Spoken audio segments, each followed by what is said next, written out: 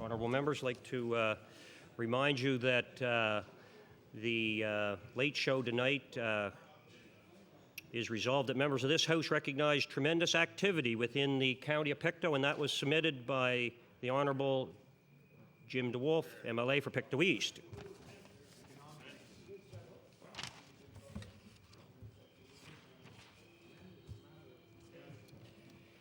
Daily routine, presenting and reading petitions. The Honourable member for Preston. Mr. Speaker, on behalf of 74 signatures that left letters of concern at the Varo Depot, Karen's Recycling in Westfall at 805 Main Street, filed a petition of 74 signatures in their protest letters concerned about the RFP and the Varo Depot's concerns over the recyclable fees. The date of that petition was April 28th. The Honourable member signed the petition. And I've fixed my signature to it. The petition is so tabled. The Honourable member for Chester St. Margaret's. Mr. Speaker, I'd like to table a petition where people of Chester expressed their concern over possible pollution of groundwater and surface water from the presence of a large manure pile. The petition was forwarded to me from the municipality of Chester. Order, please. And they are requesting, that is the municipality of Chester, is requesting that Nova Scotia Department of Environment and Labour and the Department of Agriculture and Fisheries investigate the situation and request a formal application through the Farm Practices Act to have the operation reviewed. Okay. Signed the petition? He has indeed, sir. And the petition is so tabled. Further petitions. The Honourable member for Dartmouth North. Thank you. Thank you, Mr. Speaker. And I beg leave to table a petition with some 3,370 names.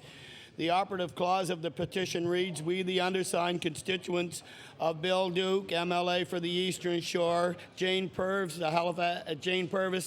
MLA for, and of course, the Minister of Health for the Halifax Citadel, and for Barry Burnett, MLA for Sackville Beaverbank, Ron Russell, MLA for Hants West, and the Ham Government, MLA for Pictou.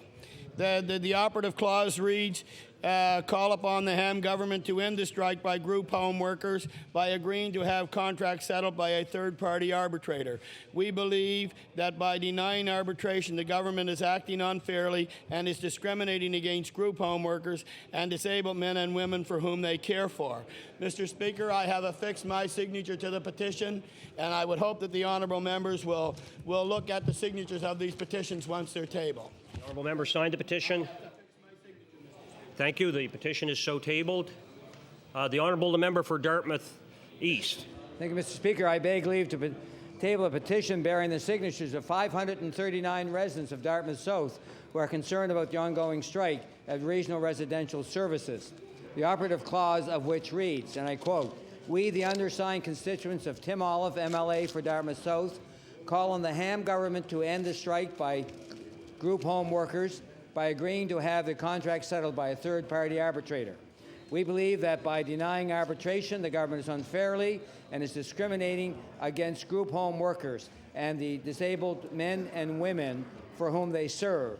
Mr. Speaker, I have affixed my signature. Thank you. The petition is so tabled. The Honourable member for Clare.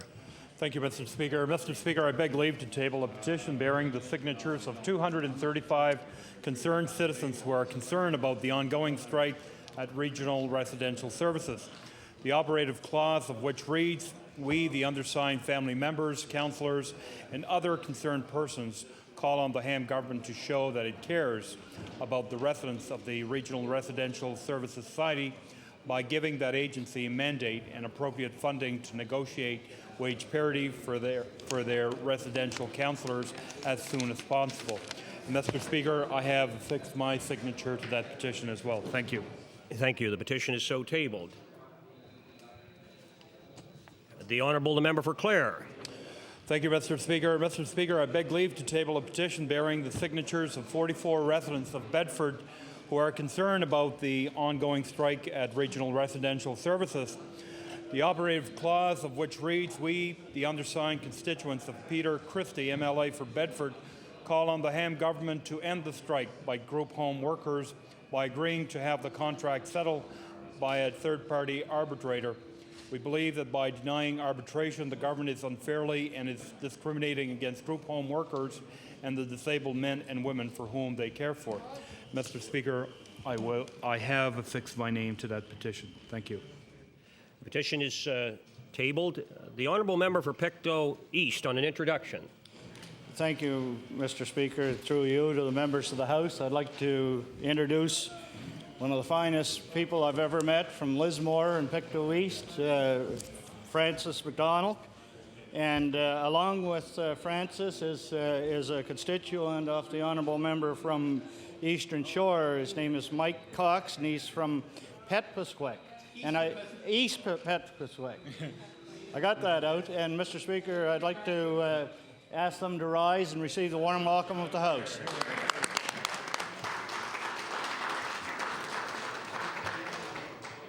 Yes, indeed. Welcome to our guests as introduced, and welcome to all our guests in the gallery.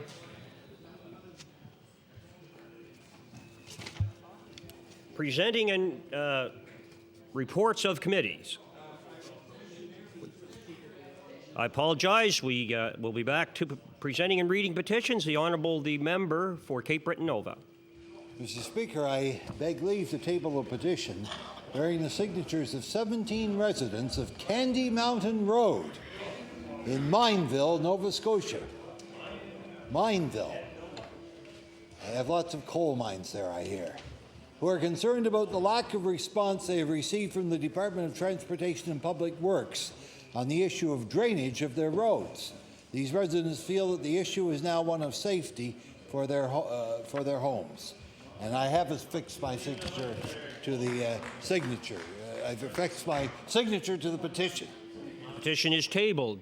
The Honourable Member for Sackville Beaverbank. Thank you, Mr. Speaker. I beg leave to table a petition signed by 139 residents of Sackville, Beaverbank, as well as other constituencies. The operative clause is "We, the undersigned, call on the Ham government to end the strike by group home workers," and I have affixed my signature for the purpose of table. Petition is tabled. Seems to be lots of petitions today. Is there any further petitions to be tabled? The Honourable Member for Glace Bay. Mr. Speaker, I beg leave to table a petition bearing the signatures of 264 residents of Halifax, Bedford Basin who are concerned about the ongoing strike at regional residential services. The operative clause reads, "We, the undersigned constituents of Marianne McGraw, MLA for Halifax, Bedford Basin, call on the Ham government to end the strike by group home workers by agreeing to have the contract settled by a third-party arbitrator. We believe that by denying arbitration, the government is unfairly discriminating against group home workers and disabled men and women for whom they care for." Mr. Speaker, I have affixed my signature to the petition as well. The petition is tabled.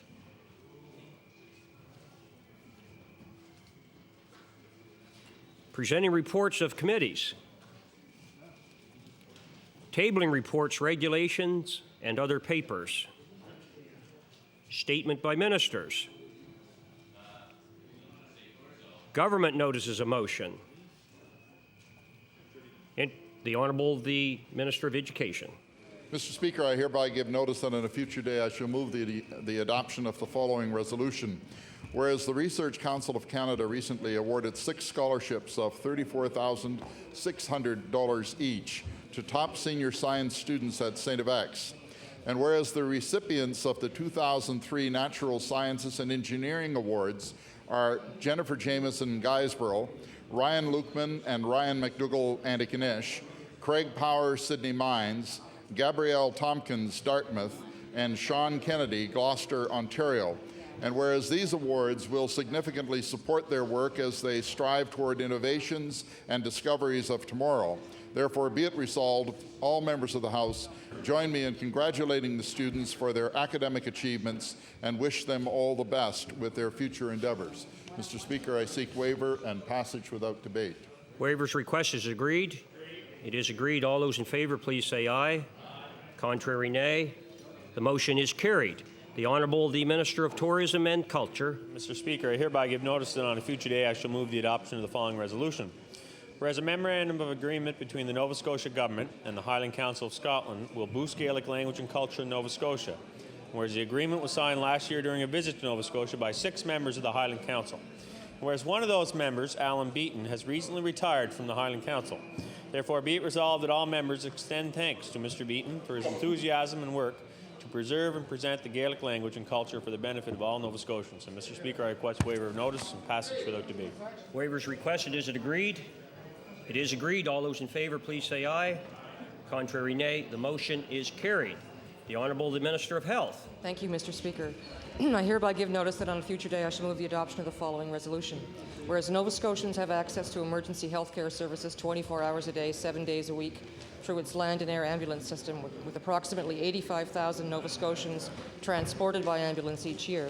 Whereas in Long and Brier Islands, paramedics are active members of the healthcare teams, providing blood pressure checks and blood tests in people's homes, a nationally recognized innovative way to maximize the service of emergency medical services.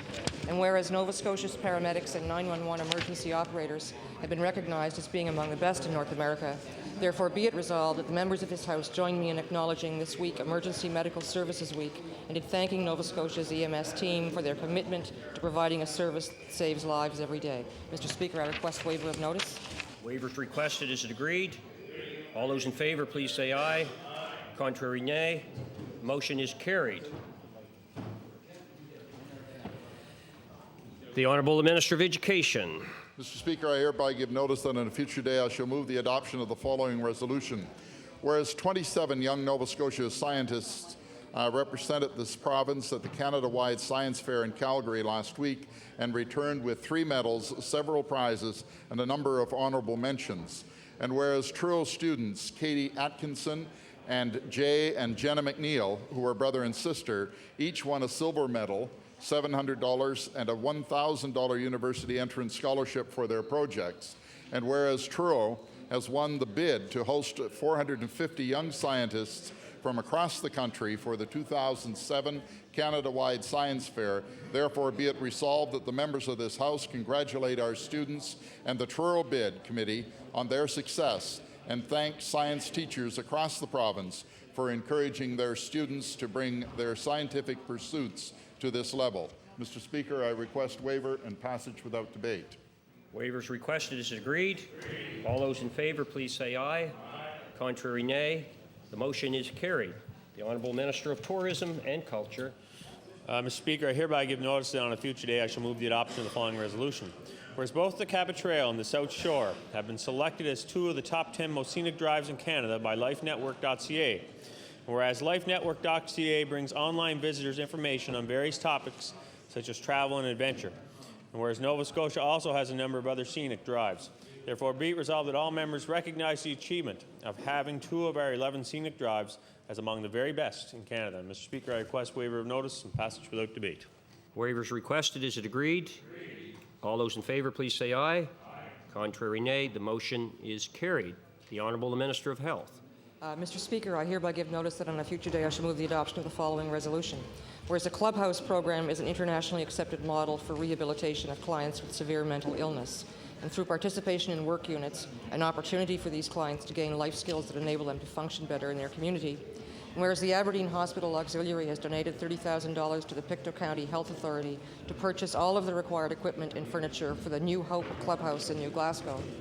Whereas research has consistently shown the Clubhouse program to reduce hospitalization, increase employability, and raise the quality of life for clients with mental illness. Therefore, be it resolved that the members of this House congratulate the Pictou County Health Authority on this initiative and sincerely thank the Aberdeen Hospital Auxiliary for donating the funds to make it happen. Mr. Speaker, I request waiver of notice. Waiver is requested. Is it agreed? All those in favour, please say aye. Contrary, nay. The motion is carried. Introduction of bills. The Honourable the Member for Cape Breton, the Lakes. Thank you, Mr. Speaker. I beg leave to table a bill entitled An Act to Amend Chapter 1 of the Acts of 1994-95, the Environment Act.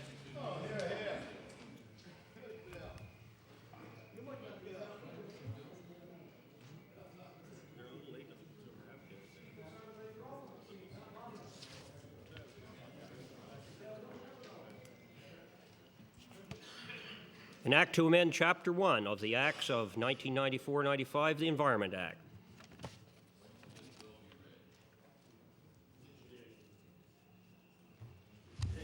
Bill numbered 56, entitled An Act to Amend Chapter 1 of the Acts of 94-95, the Environment Act.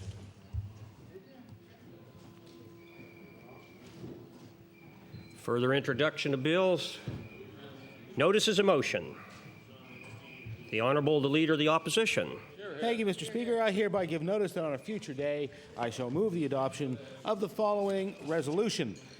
Whereas the ministers whose responsibilities include skyrocketing insurance rates yesterday stated, quote, I presume that the pat answer from the New Democratic Party is that we should establish a government water system.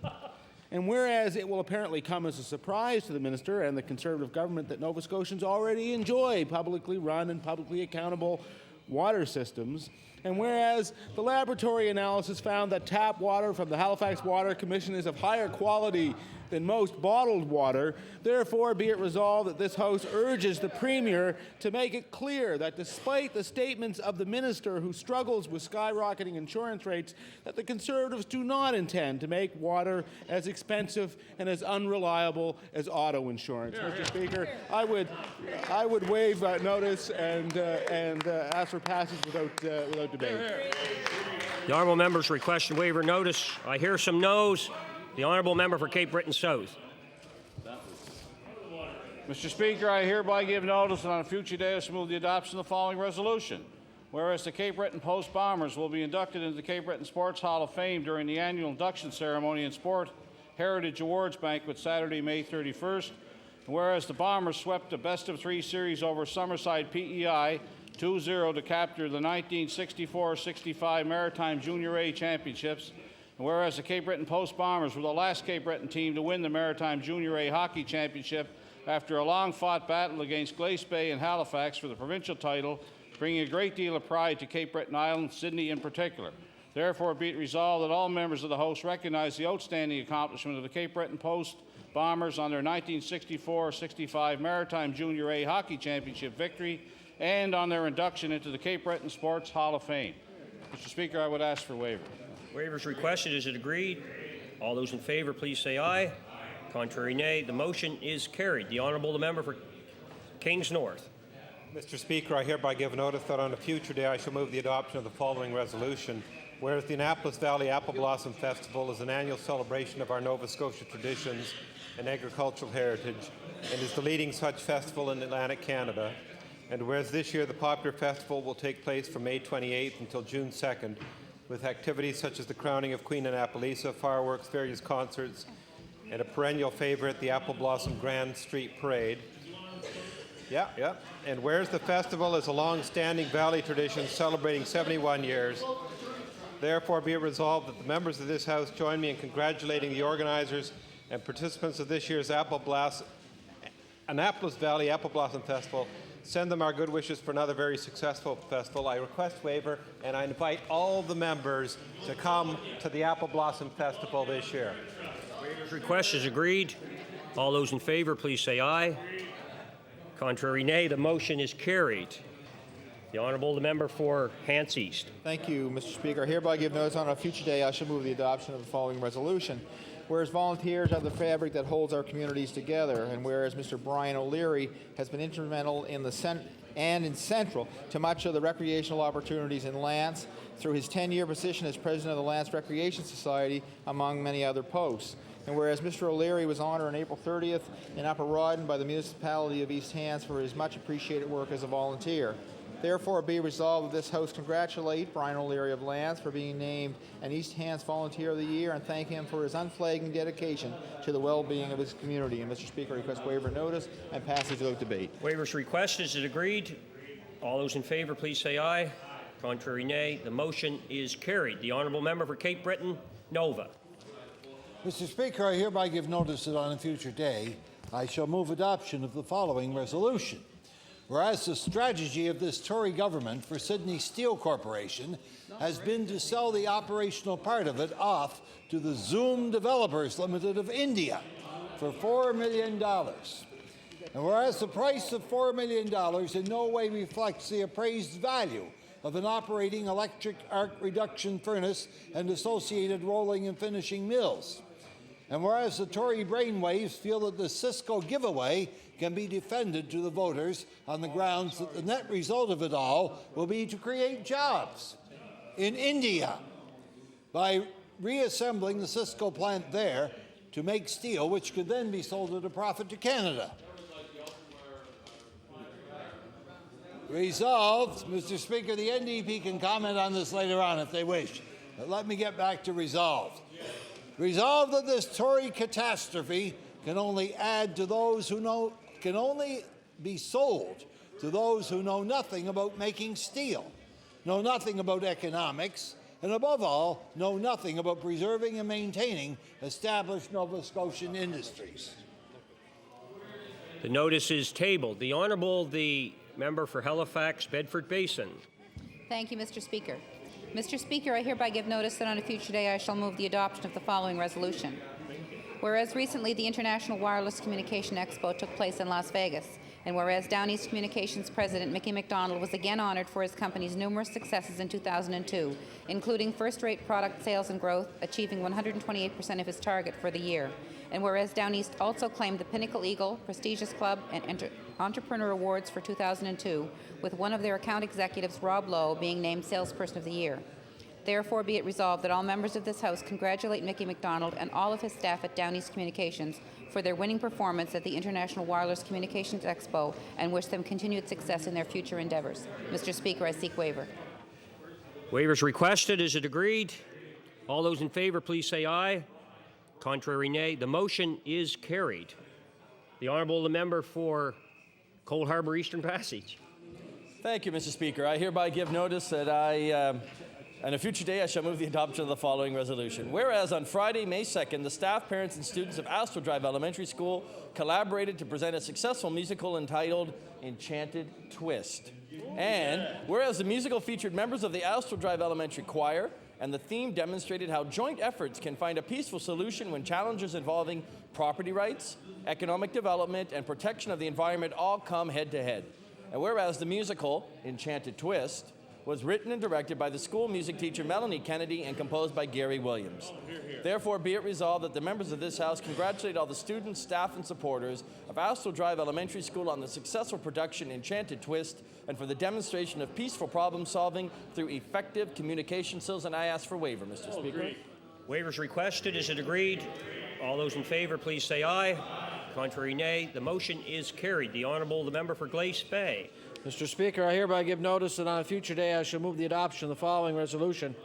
Whereas at this year's President Dinner at UCCB, Susan Ann Barthos accepted the Governor General's Gold Medal. And whereas this medal is awarded to the student with the highest academic achievement in the courses for the Master of Business Administration, Community Economic Development. And whereas the UCCB President's Dinner is an annual tradition that recognizes the outstanding achievement of its students. Therefore, be it resolved that all members of this House congratulate Susan Ann Barthos on her outstanding success and for being this year's recipient of the Governor General's Gold Medal Award at UCCB. Mr. Speaker, I ask for waiver of notice and passage without debate. Waiver is requested. Is it agreed? All those in favor, please say aye. Contrary, nay. The motion is carried. Honourable members, there's a lot of chatter in here.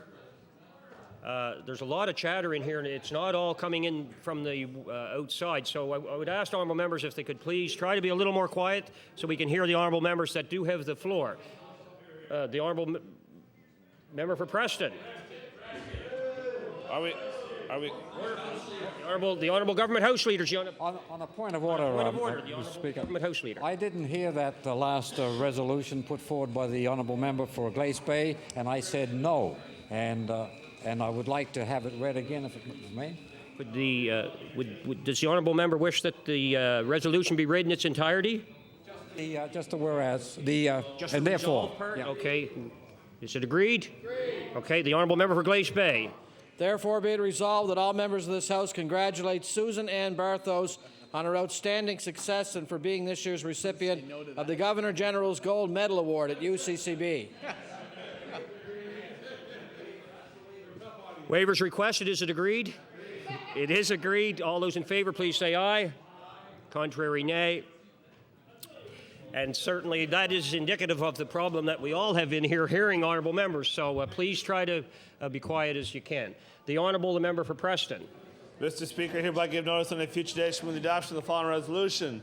Whereas the Halifax Rifles share their beginnings with their historic namesake when in 1749 all able-bodied men were called to the Grand Parade to form 6 militia companies, officially become the 63rd Battalion, the Halifax Rifles in 1860.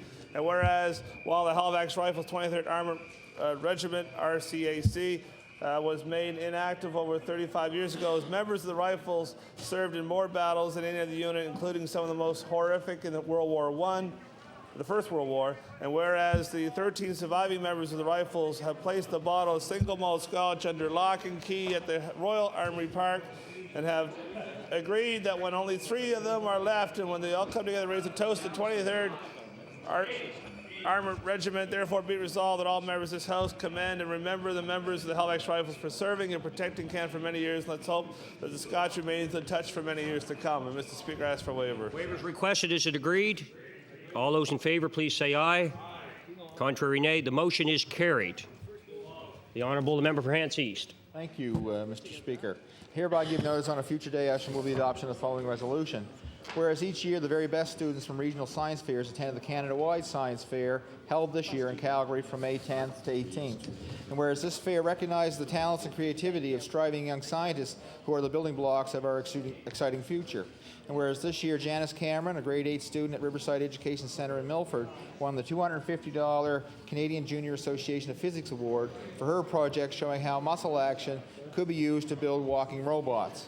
Therefore, be resolved that this House congratulate Janice Cameron of Riverside Education Centre for her success at this year's Canada-wide Science Fair in Calgary, and wish her and all award recipients from Nova Scotia all the best in their future endeavours. And Mr. Speaker, I request waiver notice and passage without debate. Waivers requested. Is it agreed? All those in favor, please say aye. Contrary, nay. The motion is carried. The Honourable Member for Cape Breton, Nova. Mr. Speaker, I hereby give notice that on a future day I shall move adoption of the following resolution. Whereas the strategy of this Tory government for the Sydney Steel Corporation has been, shall we say, a zooming one, and whereas the Zoom company plans to take the Sydney steel plant apart with all its parts labelled with numbers, ship these to India, and then reassemble them there to make steel. And whereas the Tory government of Nova Scotia has expedited this by first selling Cisco to Zoom for only $4 million, and then providing the technical know-how at this end to assist the planned Cisco relocation to India. Resolved that this Tory liquidation of Sydney Steel reveals the true quality of Hamite government, much better than any study of Blue Book 1, Blue Book 2, or the fudged budget they have tabled. Notice is tabled. The Honourable Member for Pictou East. Thank you, Mr. Speaker. I hereby give notice that on a future day I shall move the adoption of the following resolution. Whereas the annual yard sale sponsored by Westville Crime Prevention was held at the local curling rink, and whereas spokesperson Barry Sponicle says it was the biggest and most successful so far, raising in excess of $1,600. And whereas the proceeds will go towards Neighborhood Watch, Crime Prevention, Seniors Watch, and to sell 911 signs. Therefore, be it resolved that all members of the House congratulate Westville Crime Prevention on the success of this year's yard sale. Thank all those who donated items for the yard sale and wish them continued success next year's event. And I seek waiver of notice. Waivers requested. Is it agreed? All those in favor, please say aye. Contrary, nay. The motion is carried. The Honourable Member for Cold Harbour Eastern Passage. Thank you, Mr. Speaker. I hereby give notice that on a future day I shall move the adoption of the following resolution. Whereas DARE, the Drug Abuse Resistance Education Program, is designed to educate and protect children from the dangers of drugs and encourage students to make healthy choices in life. Whereas the DARE program operates in the school system with the support and sponsorship of the Royal Canadian Mounted Police. Whereas at an awards ceremony on June 11th, 4 teachers in 3 grade 6 classes will be honored with DARE awards for their successful participation. Therefore, be it resolved that this House congratulate the grade 6 students at Astor Drive Elementary School, Constable Pat Tardif of the Royal Canadian Mounted Police, and teacher participants Joe Hines, Karen Myers, Nancy Sherman, Diana Goods, and Principal Dorothy Haley for their efforts in the delivery of the DARE program, and I ask for waiver, Mr. Speaker. Requested. Is it agreed? All those in favor, please say aye. Contrary, nay. The motion is carried. The honourable member for Annapolis. Mr. Speaker, I hereby give notice that on a future day I shall move the adoption of the following resolution. Whereas at the recent annual general meeting of the Central Valley Chamber of Commerce, an important part of the evening's business was honoring local business people. And whereas this year Sandra Penny was named Business Person of the Year. And whereas Ms. Penny credited the quality staff at Valley Drug Mart and voiced her pleasure providing good service to her customers, therefore be it resolved that all members of this House congratulate Sandra Penny on this award and commend Valley Drug Mart and all the new business in the area for the employment they create and the services they bring to the community. Mr. Speaker, I request waiver of notice. Waivers requested. Is it agreed? All those in favor, please say aye. Contrary, nay. The motion is carried. The Honourable the member for Kings West. Mr. Speaker, I hereby give notice that on future days I move the adoption of the following resolution. Whereas David Rodenizer, who has driven for Eason's Transport or one of their affiliate companies for the past 11 years, was recognized by his peers for his professionalism, both on and off the road, in winning the 2002 Steve Bennett Memorial Professional Driver of the Year Award. And whereas Dave, in his 11 years of employment with Eason's, has driven more than 2.5 million accident-free kilometers, and whereas when Dave is not on the road traveling, he can be found at home with his family, therefore be resolved all MLAs applaud Mr. Rodenizer for his excellent driving record and everything he exemplifies as a professional in Nova Scotia's trucking industry. Mr. Speaker, I request waivers. Waivers requested. Is it agreed? All those in favor, please say aye. Contrary, nay. The motion is carried. The Honourable the Minister of Economic Development. Thank you, Mr. Speaker. I hereby give notice on a future day I shall move the adoption of the following resolution. Whereas Flora McDonald, a native of North Sydney, is one of 4 outstanding citizens receiving one of the University College of Cape Breton Honorary Doctor of Laws honoris causa at the spring convocation. I just note the others being Erwin D. Simon, Jack Yeager, and Reverend Paul Abbas. And whereas graduating from Empire Business College, Ms. McDonald went on to study at the National Defence College, and whereas she was a progressive Conservative Member of Parliament for 16 years, serving in 3 different cabinet posts, and now spends her time on humanitarian endeavours, travelling internationally on behalf of a number of aid organizations. Therefore, be it resolved that all members of the House congratulate Flora McDonald on the receipt of the Honorary Doctor of Laws she received from the University College of Cape Breton. Mr. Speaker, I seek waiver and passage without debate. Waivers requested. Is it agreed? All those in favor, please say aye. Contrary, nay. The motion is carried. Orders of the day. The Honourable the Minister of Justice. Mr. Speaker, I hereby give notice that on a future day I shall move the adoption of the following resolution. Whereas Stuart Rath of Truro was added to the honour roll of the Truro Sport Heritage Society at the 2003 Sports Award dinner. Whereas Stuart Rath has sponsored many sports teams in the past quarter century, including the Truro Senior Bearcats hockey team, which won the 1998 Allen Cup, and the Truro Junior A Hockey Bearcats of the Maritime Junior A Hockey League. And whereas Stuart Rath, one of our province's best promoters of hockey, brought the Allen Cup and the Fred Page Cup to Truro and was chair of the Truro portion of the 2001 Under-17 World Hockey Challenge. Therefore, be it resolved, the House congratulates Stuart Rath on being named to the honour roll of the Truro Sport Heritage Society and thank him for his ongoing leadership in the sports community in Truro and in Nova Scotia. And Mr. Speaker, I request waiver of notice. Waivers requested. Is it agreed? All those in favor, please say aye. Contrary, nay. The motion is carried. Further notices of motion. Orders of the day. Oral question period put by members, and question period will run until 4:09. The Honourable, the Leader of the Official Opposition. Well, thank you very much, Mr. Speaker. My question is for the Minister of Environment and Labour, who incidentally is also responsible for the skyrocketing insurance rates. Skyrocketing rates have been affecting Nova Scotians across this province, and today my office has learned that it may be affecting their health care.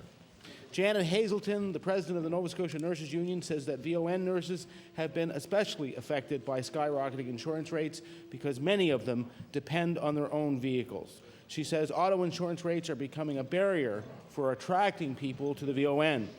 My question for the minister is quite simply this. how much longer are you going to make nurses in this province pay for your inaction? The Honourable the Minister of Environment and Labour.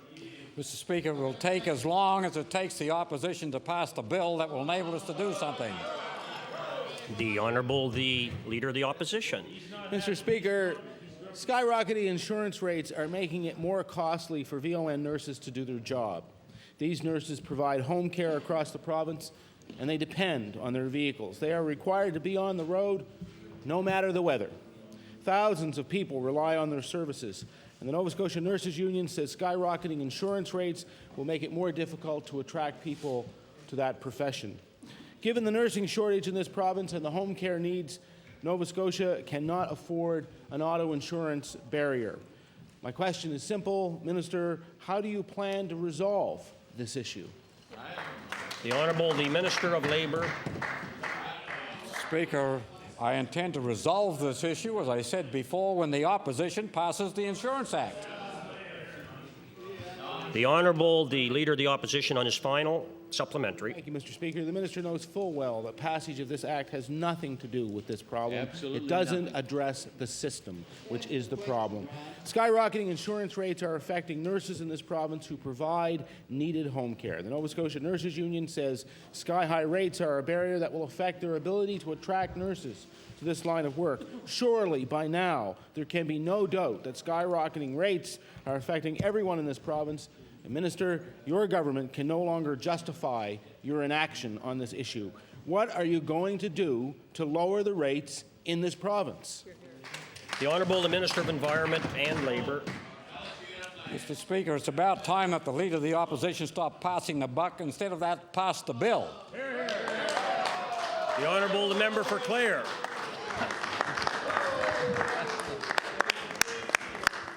Thank you, Mr. Speaker. Mr. Speaker, my question's for the Premier. Mr. Speaker, whether there's a real or perceived threat, some Nova Scotians are worried about the implications of the discovery of mad cow in Alberta. There is obviously a health concern, but there's also an economic concern. There's over 800 beef farms of various size, and the industry is worth close to $31 million in Nova Scotia. It's been 24 hours since this has hit the media, and yesterday there was no press release or statement that the situation is under control. And my first question to the Premier is, what is the Premier doing to assure Nova Scotians that their health is not at risk and that Nova Scotia beef is among the best and healthiest stock in the country? The Honourable the Premier. Thank you very much, Mr. Speaker. And that is a good question. I refer to the Minister of Agriculture. The Minister of Agriculture and Fisheries. Thank you, Mr. Speaker, and I thank the member opposite for the question because this is a significant issue, and I reassure the member opposite, all members of this House, and in fact all Nova Scotians, that the beef industry in this province is safe. Beef is secure. In fact, it shows the system worked. The animal that was identified did not enter into the human food chain, so people were not at risk. We're working very closely with the federal government and provincial counterparts to develop a strategy. So for Nova Scotians, for all Canadians, the beef that they consume is safe. The Honourable the Member for Clare.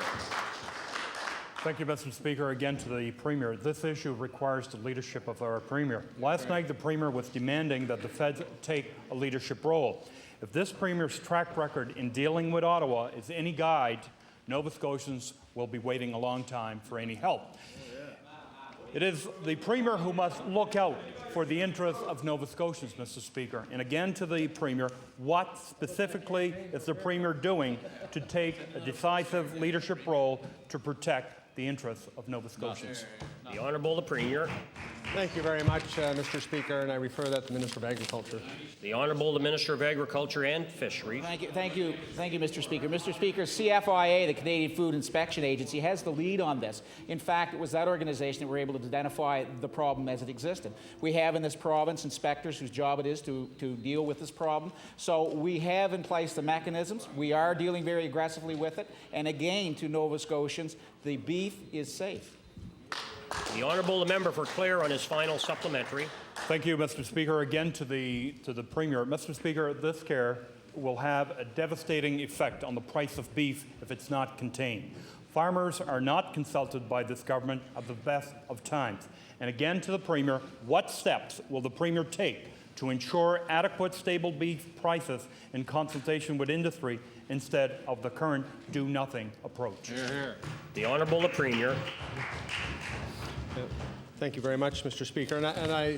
I know that the member brings a very important issue to the attention of the House. What I can say is that there is no evidence that there is any problem with the beef supply in Nova Scotia, and I would certainly hope that our eating practices will not be influenced by any hysteria that is being created by mad cow disease.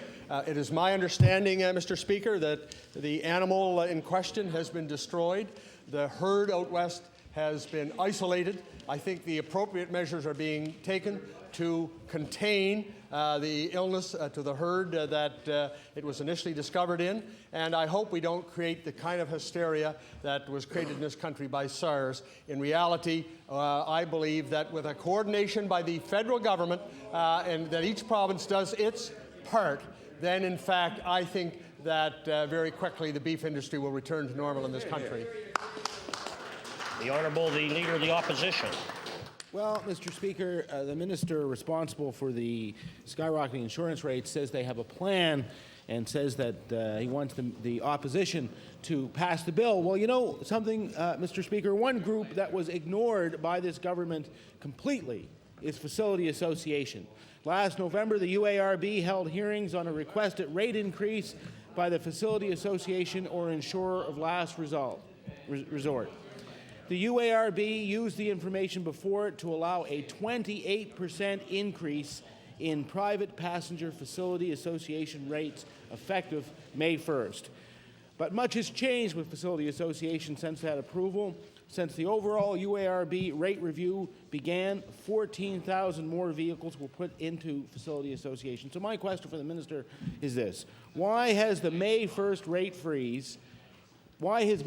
rate freeze did not stop the 28% increase in Facility Association rates? The Honourable the Minister of Environment and Labour. Mr. Speaker, we haven't passed a bill as yet, so we haven't stopped anything. But however, I'll take the honourable member's question under advisement, and I'll give him the exact reason, because there is a reason, and it's quite complex. The Honourable the Leader of the Opposition. Well, Mr. Speaker, ever since the UARB hearings, more drivers are being forced into Facility Associations, and we know that many of these people have perfect driving records. They simply got put into facility because they may have missed a payment with their insurer. The result of this is that the Facility Association pool is likely, in fact, to see a reduction in the level of risk.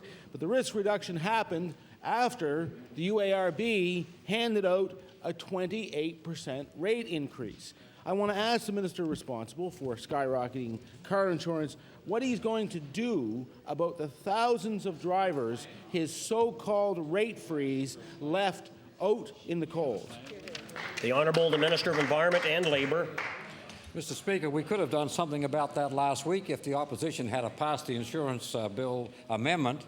Mr. Speaker, and under that amendment, we have the opportunity to put in place regulations, and the regulations that we'll put in place, Mr. Speaker, will probably mean that there are many, many people who would have been under the old system transferred to the facility will no longer be.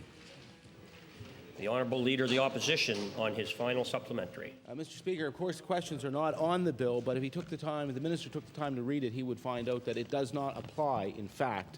He does not have the power to do that which he says he does.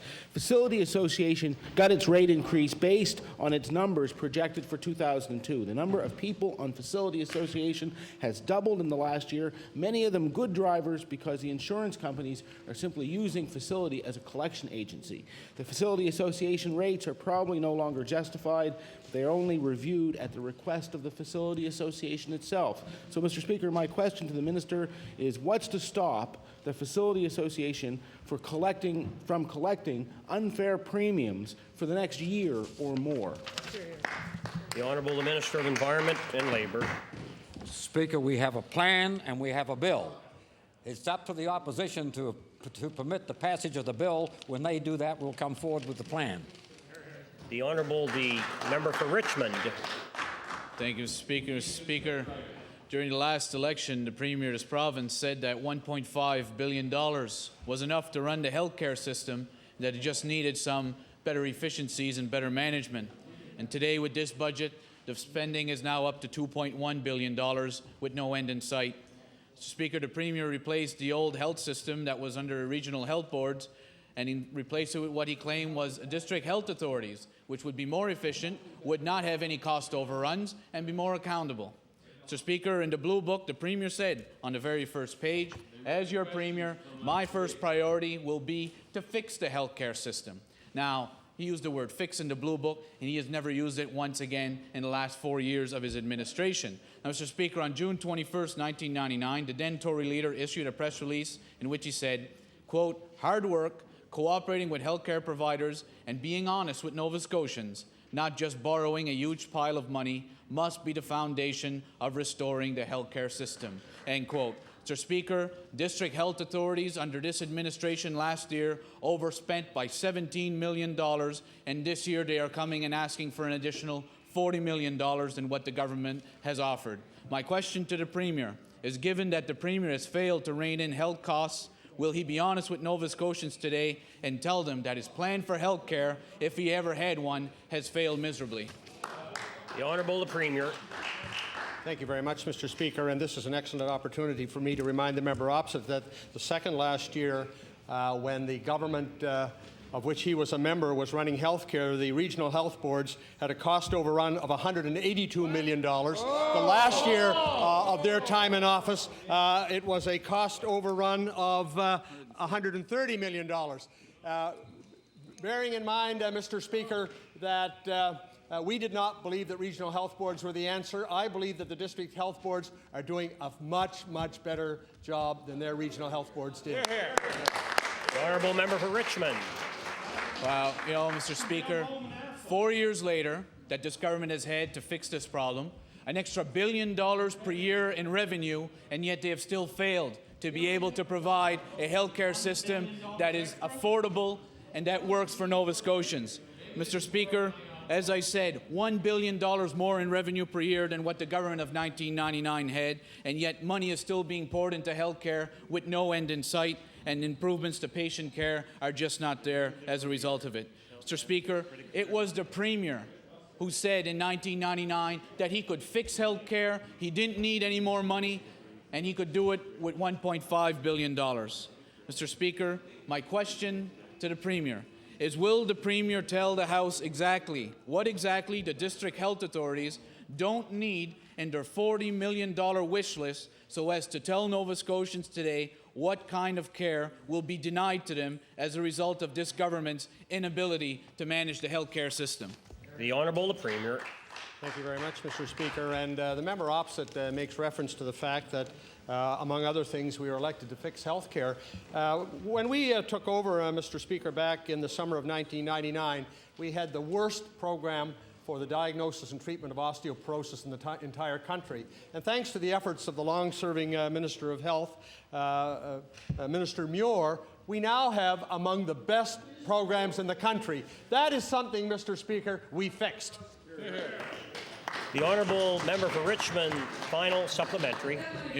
Well, Mr. Speaker, next he's going to be saying all the new health equipment in the hospitals is because of this government also, although we all know it's money that came from Ottawa. You know, when you have a Premier on the front page of the Blue Book, you know, his picture right here that says, I will fix health care, and now he can only mention one small item of health care, an important one, but one item that he claims that he has fixed, yet money continues to be borrowed. We're at $2.1 billion.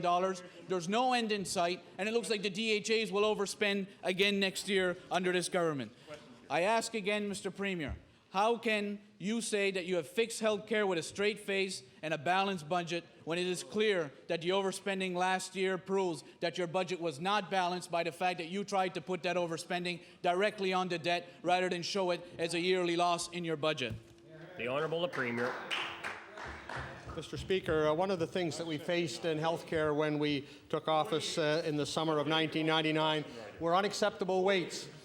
for CAT scans. And we put additional CAT scans in the district hospitals. And now every district hospital in this province has a CAT scan, and we have among the lowest rates for CAT scans in the entire country. Something, again, Mr. Speaker, that we fixed. The Honourable Leader of the Opposition. Thank you, Mr. Speaker. My question is for the Premier, who has now taken responsibility for the skyrocketing insurance rates. You know, Mr. Speaker, the Premier won headlines in all 4 Atlantic provinces last week by apparently proposing a regional driver-owned non-profit auto insurance plan.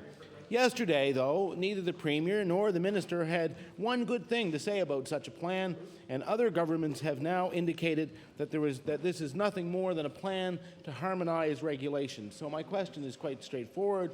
Will the Premier explain why he created the impression that he is leading the charge toward a regional driver-owned auto insurance plan when the opposite is true? The Honourable the Minister, the Honourable the Premier. Very much, Mr. Speaker. Yes, we do have a plan. It involves sending the issue to the UARB. It involves a discussion paper. It involves an insurance advocate. It involves a consultation with the people of Nova Scotia, because it is an issue that is very important to anyone that owns an automobile, and they should have they should have a way in which they can input into the solution that government will come forward with to reduce insurance rates and to control insurance rates in this province. The Honourable the Leader of the Opposition. Well, Mr. Speaker, last week the Premier said, well, I talked to Premier Binns, I talked to Premier Lord. Well, I can tell you how urgent this issue is for the Atlantic premiers, Mr. Speaker. In 1996, they decided to harmonize their insurance laws. In 1999, they released a discussion paper. In the year 2000, a model act was submitted to a committee, and in 2003, the government's business plan says that in the future, it will develop harmonized legislation. Mr. Speaker, since skyrocketing insurance rates are an urgent issue, my question for the Premier is, why is he promoting a group that needs 7 years simply to draft a piece of legislation? The Honourable the Premier.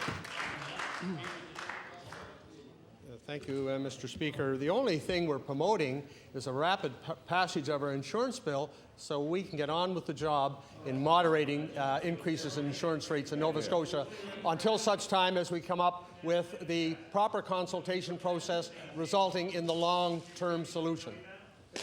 The Honourable Leader of the Opposition's final supplementary.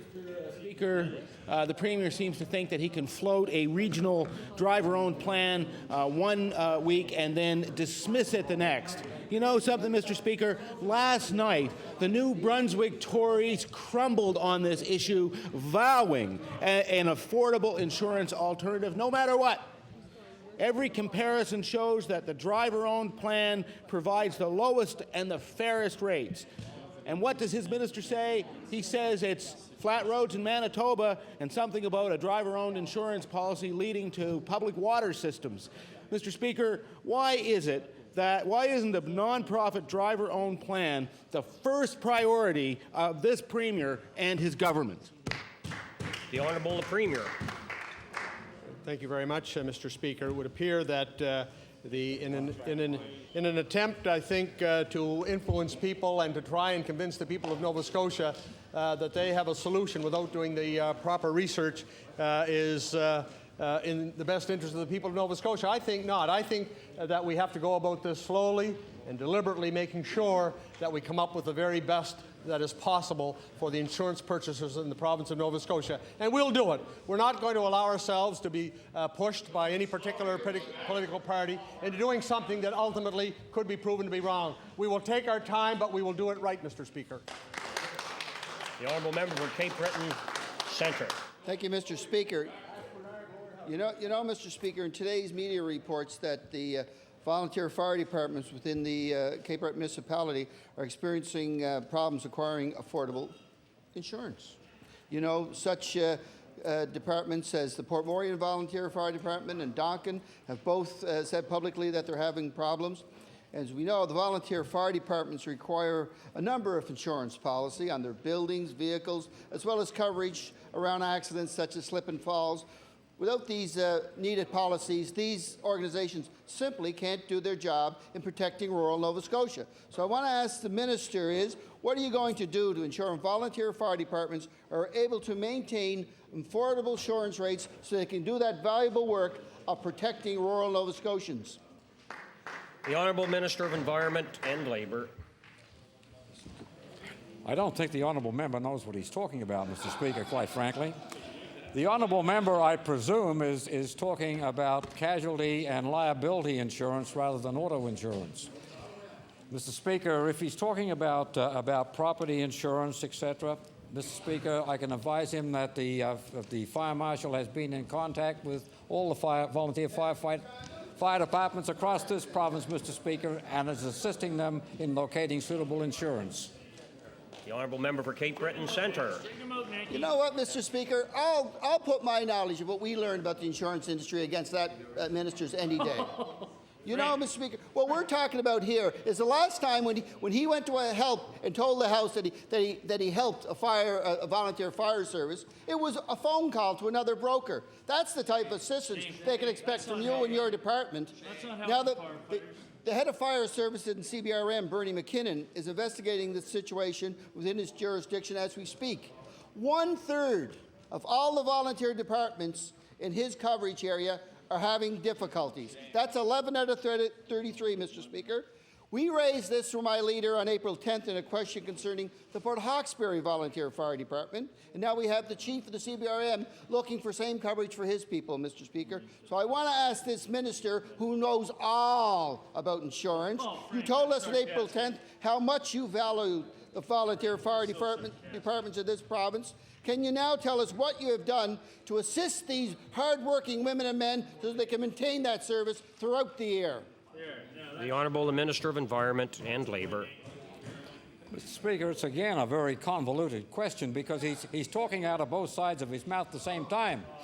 Mr. Speaker, he derided the fire marshal's effort to save to provide information that the volunteer fire department was looking for, and he did it on the telephone. That's service. That's what that is. The Honourable, the Member for Cape Breton Centre, final supplementary. Mr. Speaker, you know what that is? That's double speak. It's double speak what this minister is doing all the way through on the insurance issue, Mr. Speaker. He's not given any concrete answers. He came in and said we found a solution. We found one solution. We didn't get the rates lowered. There were higher rates, but we found somebody that weren't as mean-spirited as Royal Sun Alliance to cover them. So don't come in and say you're finding solutions. You're causing problems, Minister. So, Minister, I want to ask you a very simple question.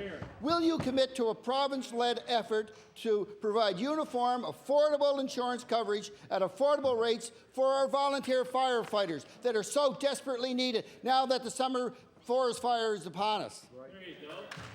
The Honourable, the Minister of Environment and Labour. Well, Mr. Speaker, I'm told now that summer is upon us. Well, I can see that out the window.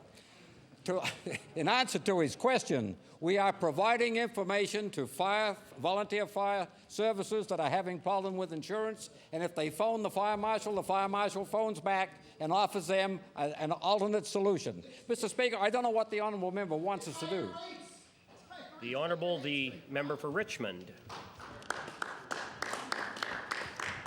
Mr. Speaker, more and more questions are being asked about the accuracy of the budget tabled by the Minister of Finance just last month.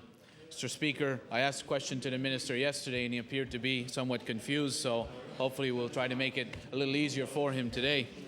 Mr. Speaker, in this year's budget address, 2003, it clearly states that the sale of Cisco assets will go directly to the debt. Yesterday, Mr. Speaker, the Minister said that no revenue will be realized from the sale of Cisco, even though items will be sold this year.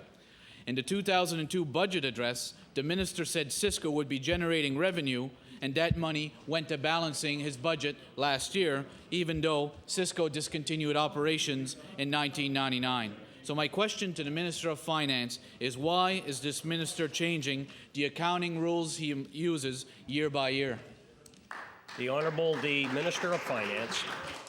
Speaker, we have not changed the rules year by year. The member opposite points out accurately that last year there was some sale of some of the scrap, Mr. Speaker, and went against the was included in our financial statements for the last fiscal year. That's the one that ended on March 31st, 2003. In this year, in this budget that we have tabled, Mr. Speaker, there were no revenues regarding the sale of scrap from Sydney Steel, Mr. Speaker. If there are, and if there are some revenues this year, that's fine. However, Mr. Speaker, if we're going to be selling an asset, will it be applied against the borrowing of the province of Nova Scotia? The answer is yes. I can't be any clearer than that. The member opposite has difficulty in that explanation. I'll ask him. I'll try to clarify it even further. My second answer.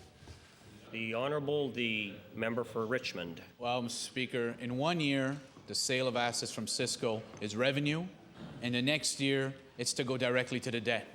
So if there's not a contradiction there, Minister, in the statements that you've provided, I don't know what else it takes to tell you that you're sending two different signals out there. You clearly say in your 2003 that proceeds from the sale of Crown assets like Cisco will be applied directly to the debt, yet last year it went to the bottom line. Speaker, again, Nova Scotians are wondering as to how accurate this budget is in the first place. Speaker, the Minister of Finance should go back and look at his books and report to the House why the sale of Cisco assets, for example, are being treated differently year from year. Mr. Speaker, the Minister is clearly not answering the questions here, and one has to wonder what he has to hide. So my question is again, will the Minister therefore admit that profits from the Cisco scrap sold last year were incorrectly accounted for in the 2002 budget, inflating the surplus and making the Minister look good instead of properly accounting for those assets under traditional accounting rules? The Honourable, the Minister of Finance. Mr. Speaker, the only person making me look good is the member opposite.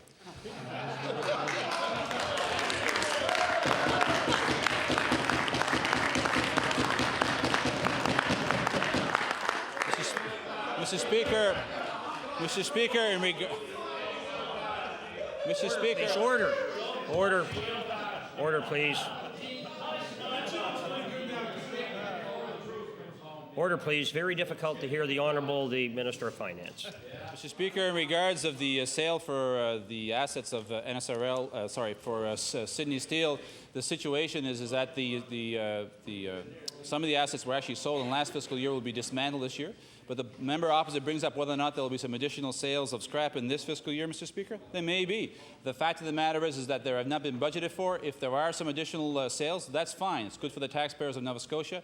But with regards of the accounting for last year of Sydney Steel, Mr. Speaker, I stand with the numbers that we've put forward. And the fact of the matter, that last year I believe it was $12 or $14 million of sales of scrap, Mr. Speaker. That came about for the fact that scrap prices came up, and the province of Nova Scotia and the minister responsible and the team assembled took advantage of that. That speaks well for the taxpayers and the people of this province.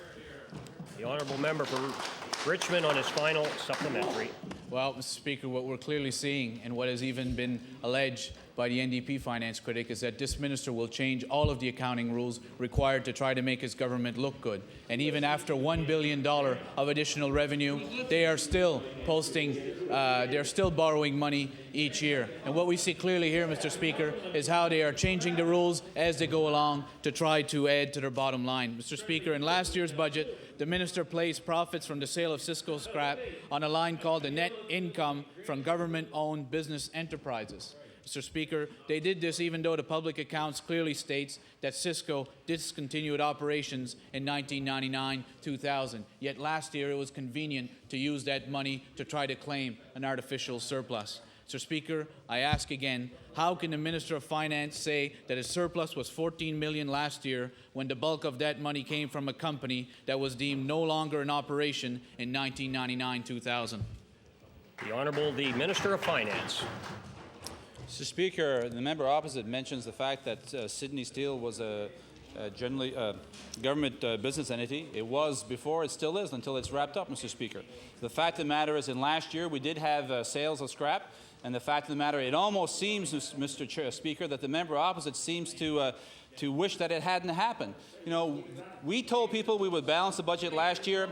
That Liberal Party said time and time again we would not do it. When we did achieve it, Mr. Speaker, they seemed to be disappointed. Who are you speaking for, the Liberal Party or the people of Nova Scotia? I believe the people of Nova Scotia wanted us to balance the budget.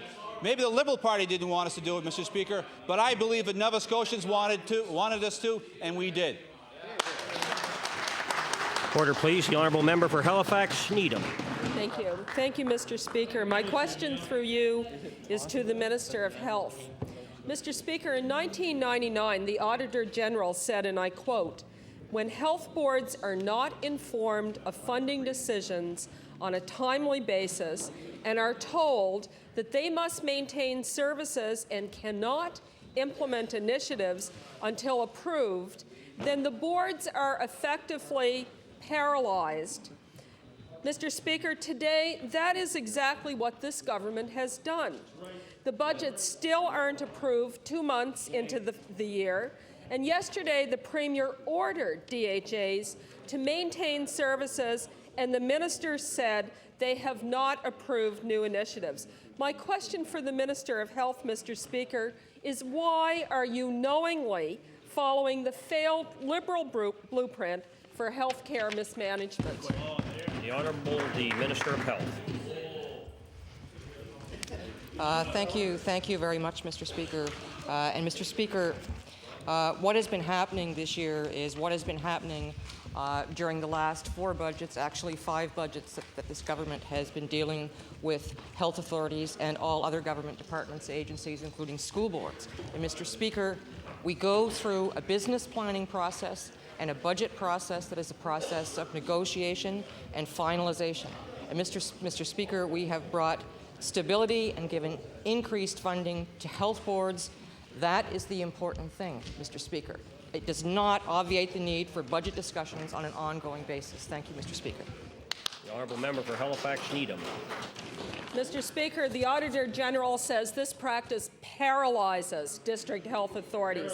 Mr. Speaker, this Premier is failing in the exact way the Liberals failed before him. He's trying to hide DHA deficits in an election year, Mr. Speaker, but his political motives are causing chaos at DHAs who still don't have approved budgets. The Auditor General has already condemned this practice. So I want to ask the Premier, Mr. Speaker, how could you have placed your own political considerations ahead of the good health of Nova Scotians?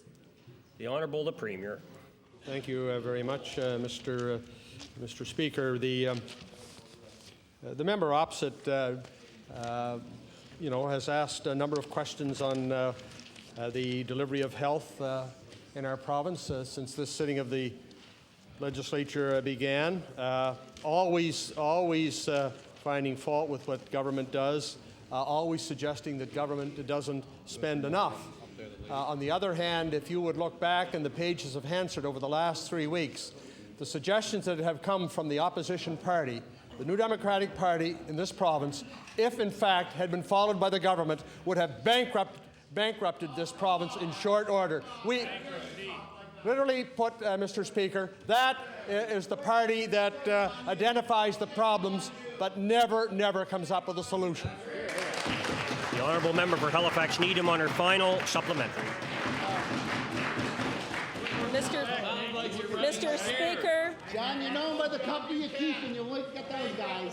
Mr. Speaker, the Premier knows full well we're talking about planning, not talking about spending.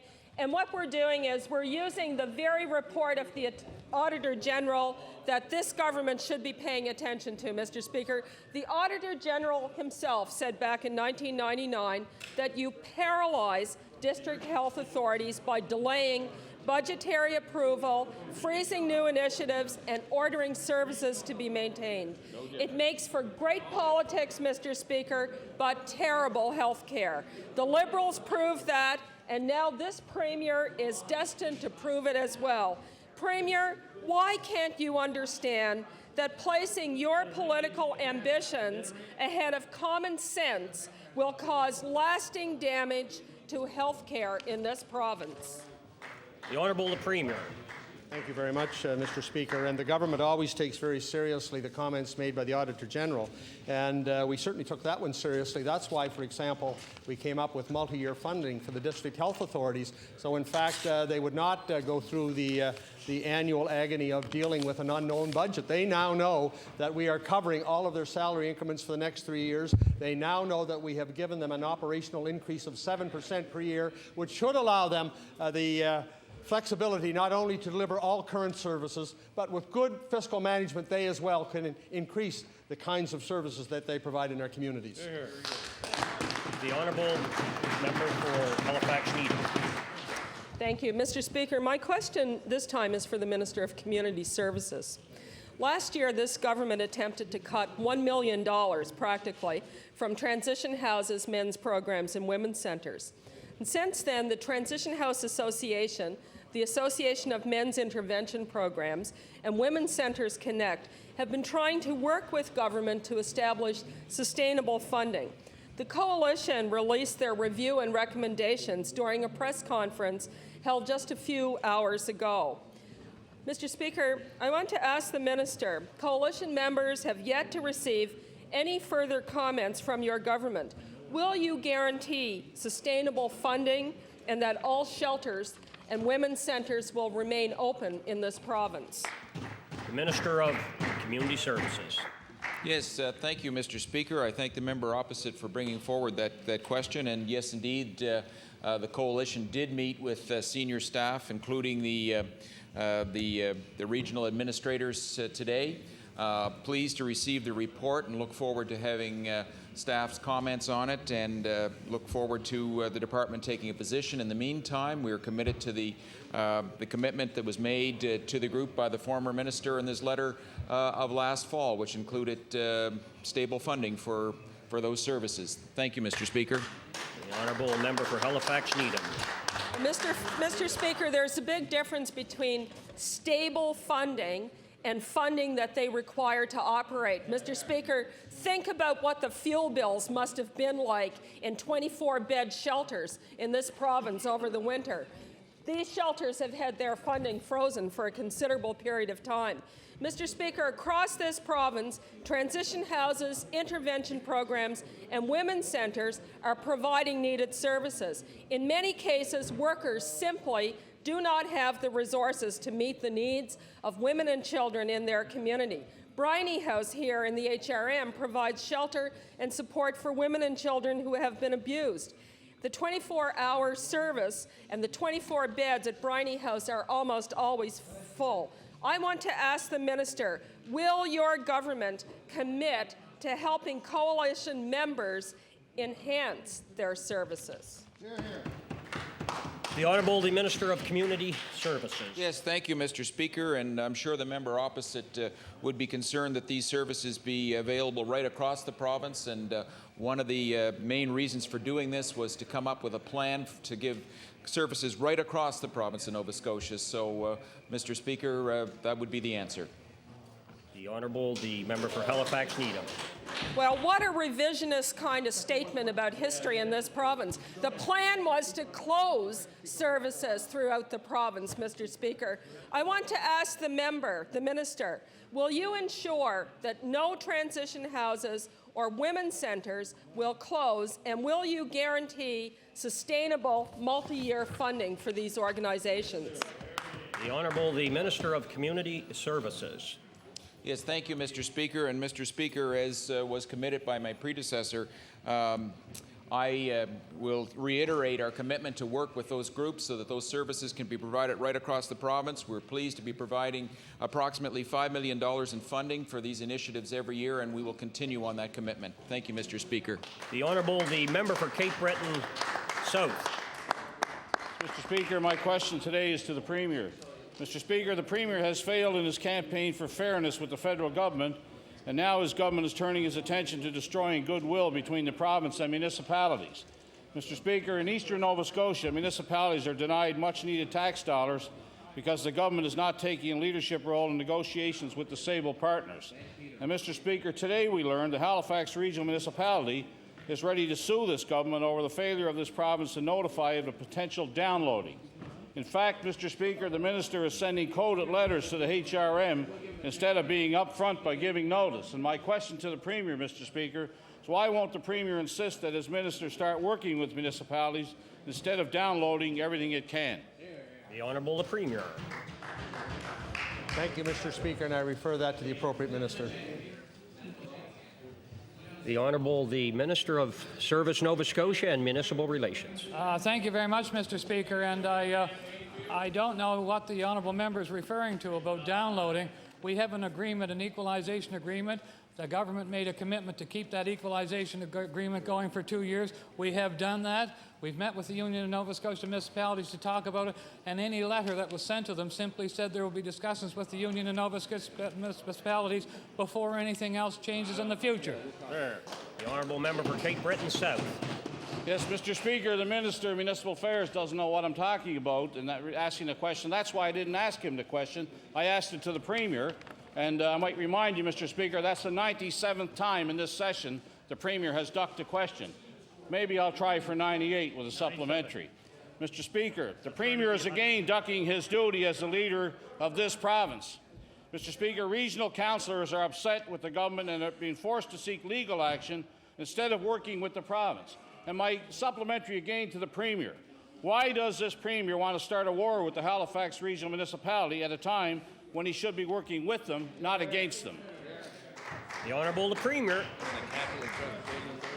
Thank you very much, Mr. Speaker. And this government is forging an improving relationship with all municipalities.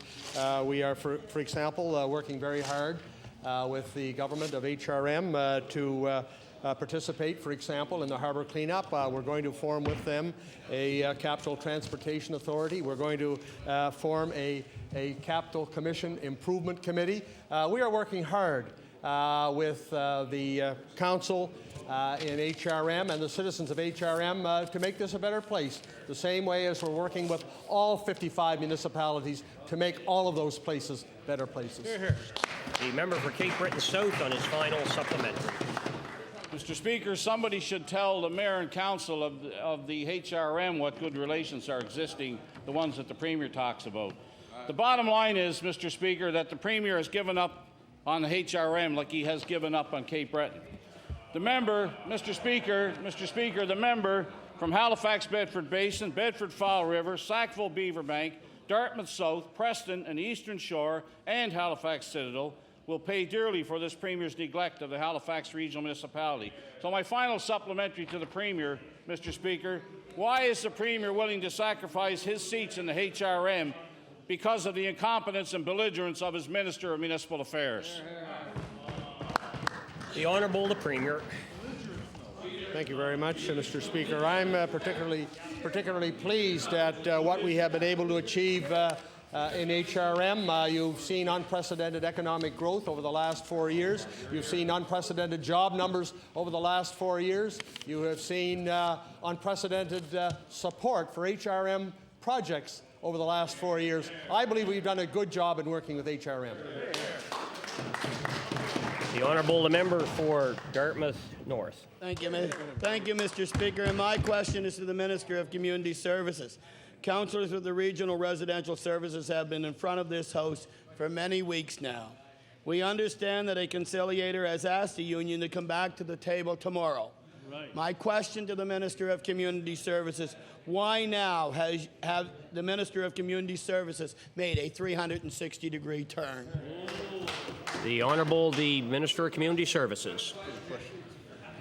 For the Minister of Labour. I thank the member opposite, and it seems to me that over the last number of weeks that I've been fairly consistent, as has this government, in encouraging the members to get back to the table. We've been consistent in pointing out that a conciliator was in place, and we're delighted that the parties are making use of the conciliator. Hear, hear. Thank you. The Honourable the member for Dartmouth North. I would say, Mr. Speaker, that this probably has absolutely nothing to do that the election trail is coming up and that the government is going to be shadowed by the councillors out there of RSS. Mr. Speaker, I'm tired of hearing the minister's pat answers. I would in fact call him the minister responsible for unfair pay rates. However, Mr. Speaker, the Premier says that we need good conciliation. But he knows as well as the minister that the only thing to conciliate is the rate of pay for which our RSS has no room to move. My question to the Minister of Community Services, is he now telling us that there are additional monies to the conciliation process to move these negotiations forward? The Honourable the Minister of Community Services. Thank you, Mr. Speaker. Mr. Speaker, perhaps I was not clear in my first answer, and maybe I've not been clear over the last number of weeks, but I welcome the fact that the parties are going back to the table, and I think that that's an appropriate place for negotiations to take place. Thank you, Mr. Speaker. The Honourable the Member for Dartmouth North on his final supplementary. Thank you, Mr. Speaker, and we welcome the government's intervention in having a conciliator, but we also know that there needs to be more money at the table. We know the issue. The union knows the issue as well. There is a dilemma, Mr. Speaker, but the Premier and his minister wouldn't allow it to happen. They wouldn't allow RSS more money, and they vetoed the binding arbitration. My question to the Minister of Community Services, will he now make a commitment that these two parties will sit at the table until a satisfactory settlement is reached? There it is. The Honourable the Minister of Community Services. Yes, thank you, Mr. Speaker. And Mr. Speaker, I will make the commitment that we'll continue to respect the collective bargaining process. We're delighted that the parties are actively engaged in it at the table again, and I certainly hope that they can reach a satisfactory conclusion. Thank you, Mr. Speaker. The Honourable the Member for Clare. Thank you, Mr. Speaker. Mr. Speaker, my question is for the Minister of Community Services.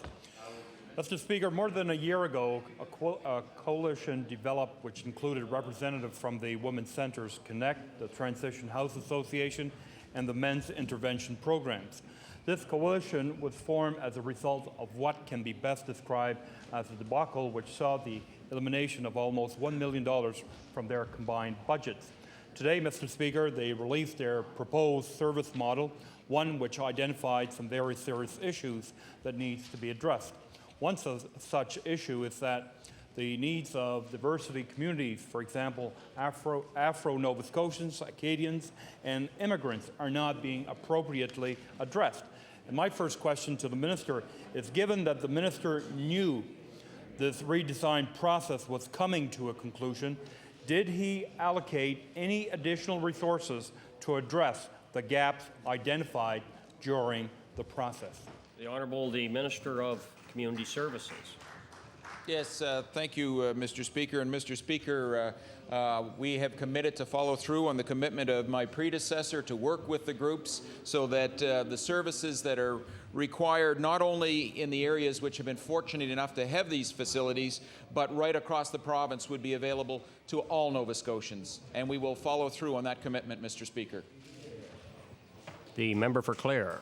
Thank you, Mr. Speaker. Mr. Speaker, you know, this response is not surprising coming from this government.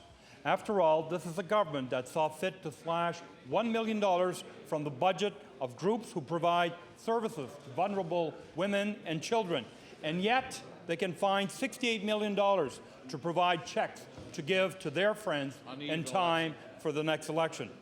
Mr. Speaker, other gaps identified for the record were a lack of programs for children, a huge waiting list for men intervention programs, and a crisis situation at Bryony House where women and children are turned away on a regular basis.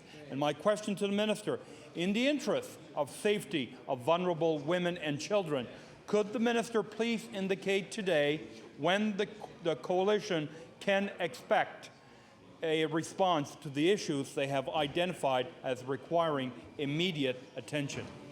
The Honourable the Minister of Community Services.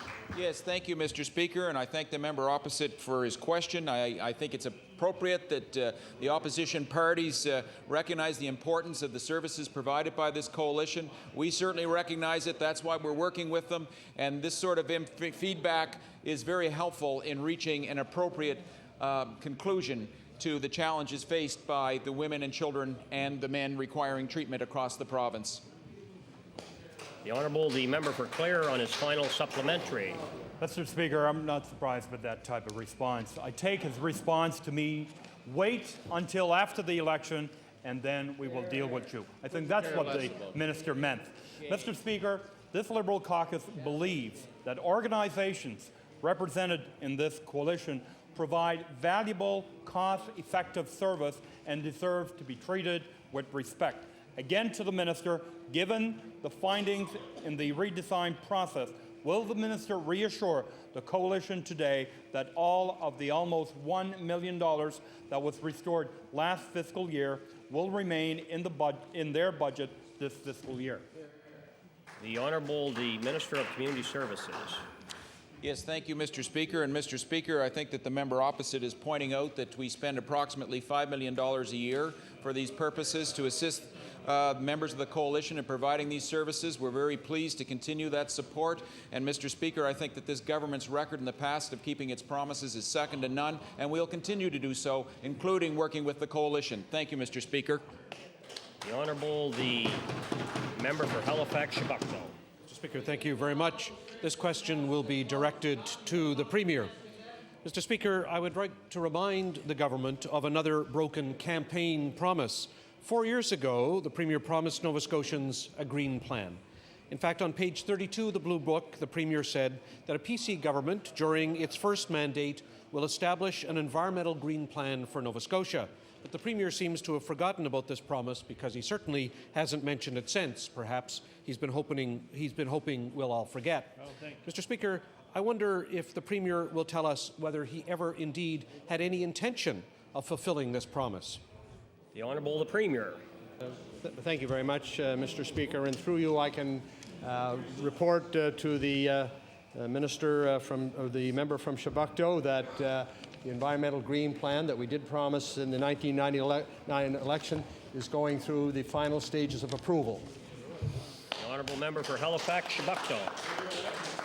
Well, Mr. Speaker, I'd like to remind the Premier that the explicit promise was for a green plan in the third year of the mandate. We're now, of course, in the fourth year. What this means is that there was a promise, but the promise was broken.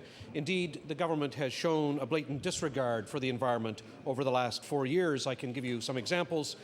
Still fighting about the Kyoto Treaty and refusing to put in place an action plan to reduce greenhouse gases, forcing a mega quarry on the residents of Digby Neck, even though they don't want it.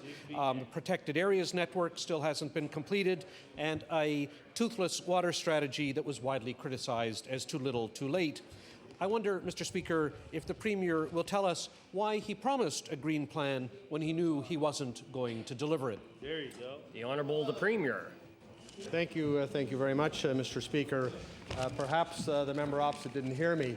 The green plan is forthcoming. It is in the final stages of approval, and it will be delivered. The Honourable member for Halifax-Shabukto on his final supplementary. Well, thank you very much, Mr. Speaker. Indeed, in estimates, when I asked questions about the green plan, it became evident that it wasn't about to arrive, that there was a long process that may well result in something some future day, maybe. This is another broken promise to add to a long list. Protecting the environment is not and has never been a priority of this government. What I would like to know from the Premier is how can he possibly justify breaking this very important promise? The Honourable, the Premier. Thank you very much, Mr. Speaker. The one thing that one could not accuse the member from Shabukto being is persistent. He certainly is persistent. The problem is he doesn't listen. You know, the blue plan has a green plan, and the green plan will be delivered by the blue team. Honourable member for Cape Breton South.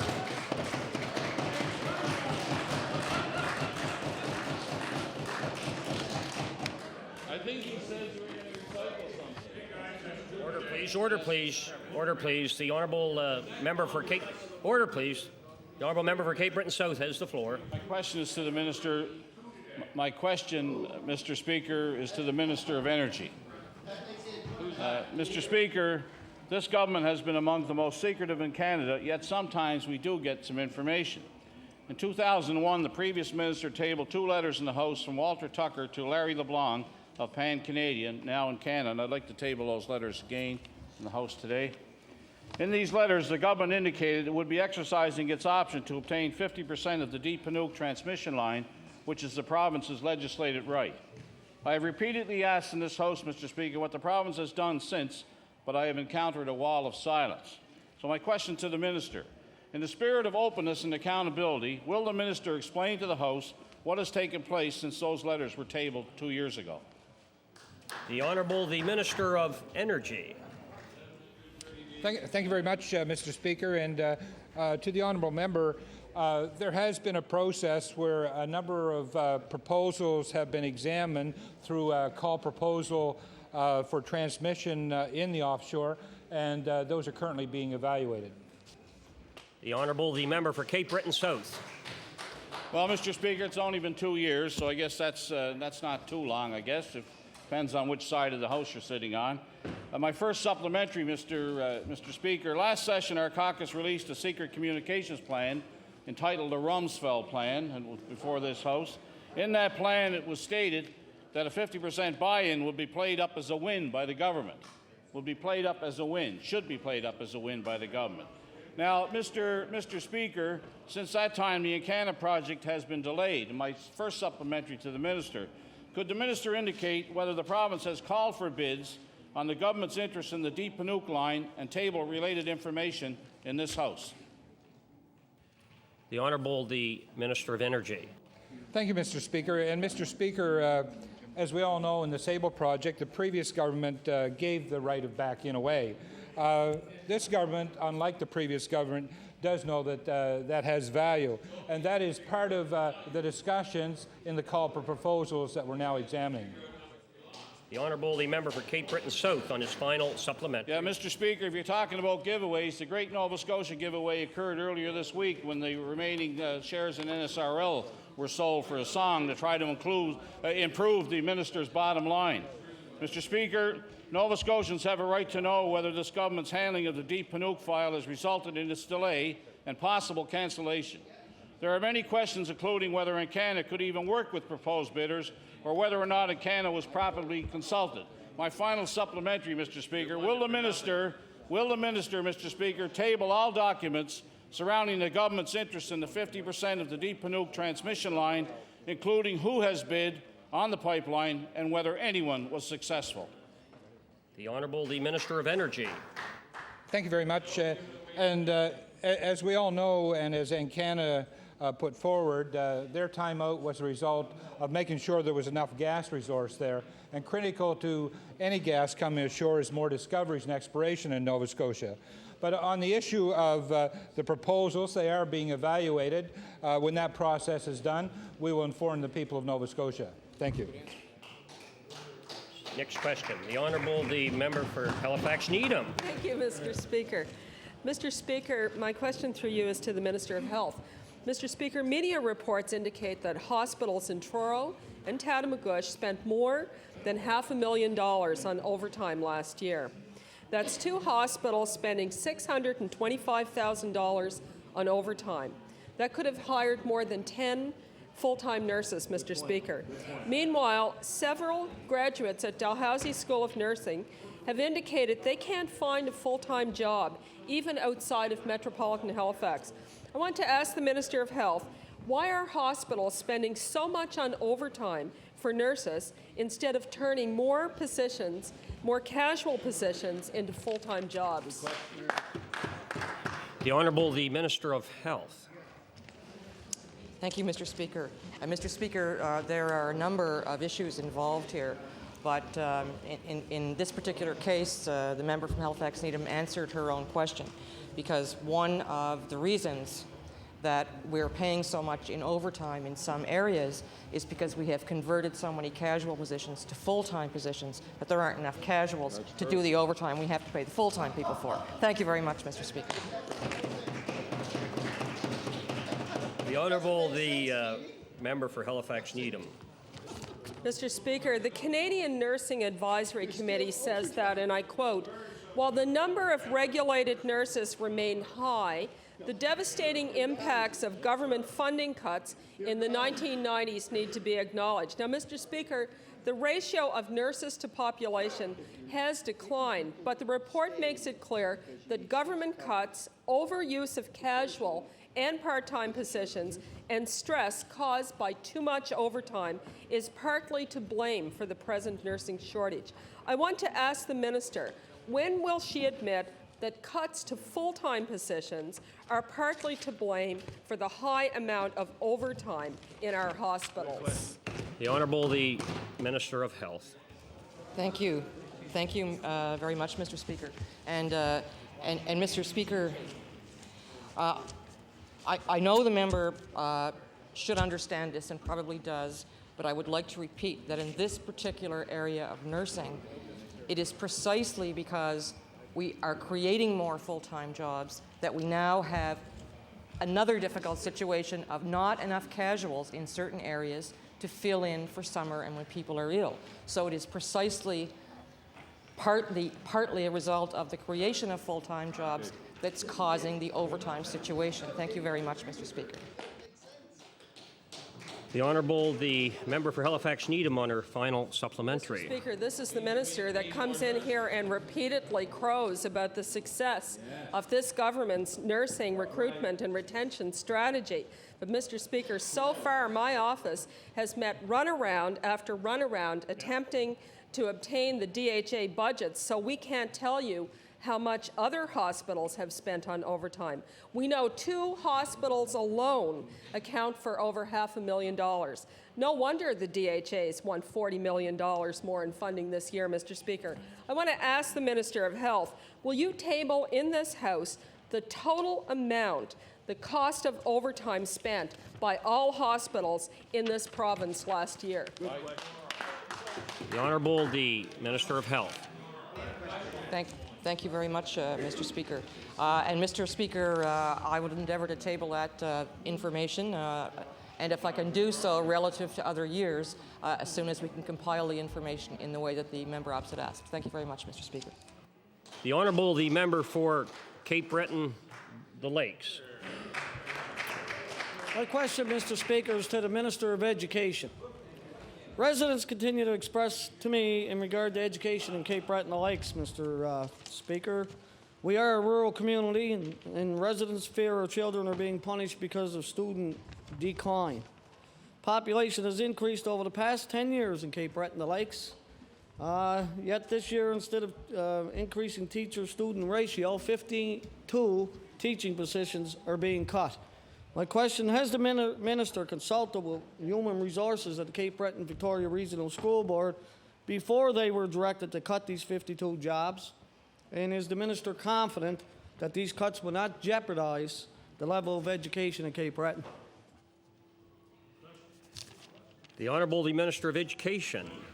Thank you very much, Mr. Speaker, and I can tell the Honourable Member that we're in constant communication with school boards, and on a monthly basis the Deputy Minister meets with the superintendents in Halifax. They go over in detail all of the budgetary considerations.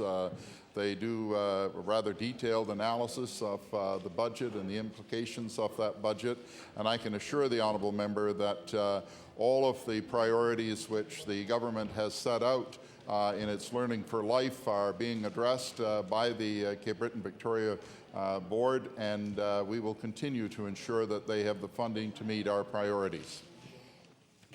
The Honourable, the member for Cape Breton, the Lakes. Mr. Speaker, students with learning difficulties continue to be the focus of concern for many parents. This year, 2002-2003, Cape Breton Victoria Regional School Board required approximately 55 more teachers' aides than resources allowed officials to provide for students.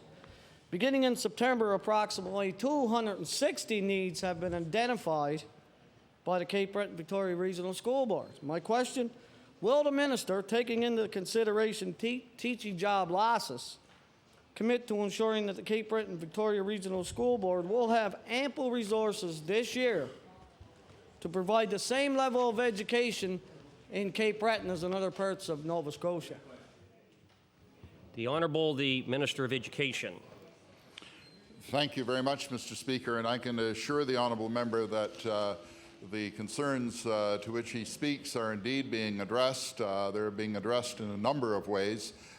First of all, the change in funding is always based on previous year's figures, so that the funding that the board will get will be based on last year's figures rather than the actual figures in the coming year, which means there is a lag effect with respect to any decline that may occur.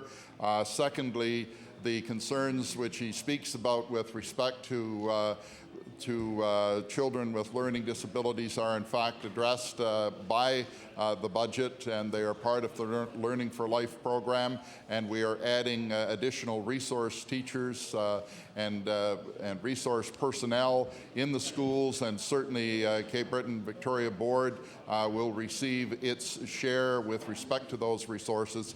And as I indicated at the start of my question, if you in fact incorporate the lag effect, they're probably slightly better on a per student basis than perhaps some other boards are.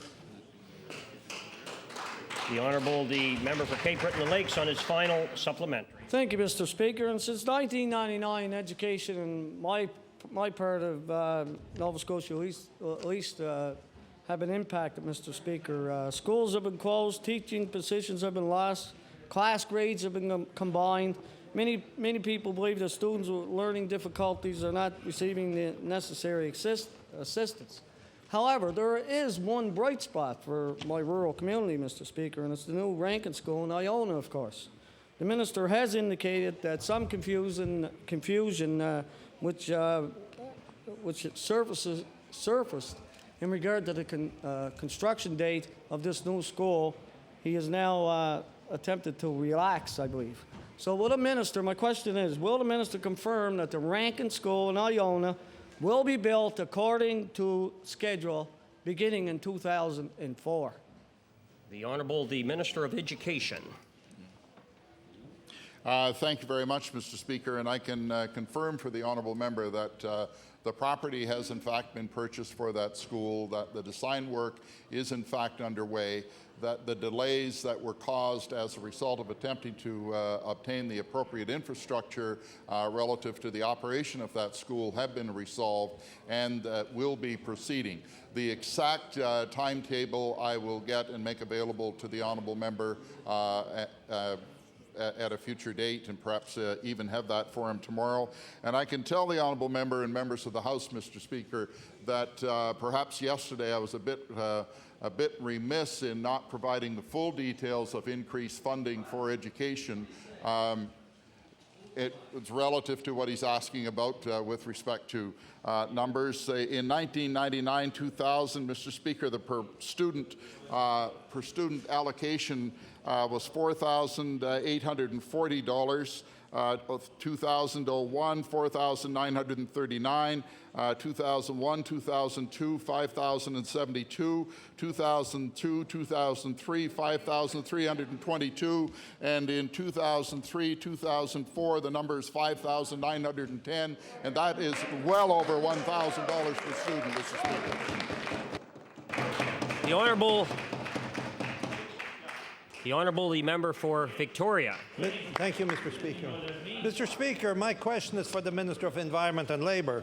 Mr. Speaker, in 1992, the provincial government committed to protecting wilderness lands in each of Nova Scotia's 80 natural landscapes. These lands are referred to as the Protected Areas Network. When the Liberals left office in 1999, there were 31 areas protected out of the possible 80. My question to the Minister today is, how many of the remaining 49 areas has your government protected over the last 4 years? The Honourable, the Minister of Environment and Labour. Mr. Speaker, the program of protected areas is one that was certainly applauded by this government when they were in opposition, because we think it is a program that is worthy of support. With regard to the numbers that have been protected since the government changed in 1999, I believe that there have been no additional properties added. However, I should point out, Mr. Speaker, that we have a large number at the present time under active consideration. The Honourable, the member for Victoria. Thank you, Mr. Speaker. Mr. Speaker, a study of Egg Mountain and James River was completed by the Protected Areas Branch in the Department of Environment and Labour in July of 2001. Mr. Speaker, it wasn't made public until March of this year, only after an environmental group obtained a study through the government's expensive FOIPOP system. We have seen no movement by this government to add to the protected area network over the last 4 years. In fact, Mr. Speaker, the minister is quoted as saying, things move very, very slowly in government, and things seem to take forever sometimes. So my question to the minister, judging by the minister's comments, is it safe to assume the reason why the Tories have been so ineffective when it comes to protected areas? Is it because your government has a habit of moving very slow?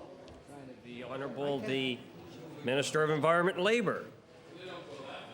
No, Mr. Speaker, we don't move slowly, but we move with surety. In other words, we make sure of where we're stepping before we move forward.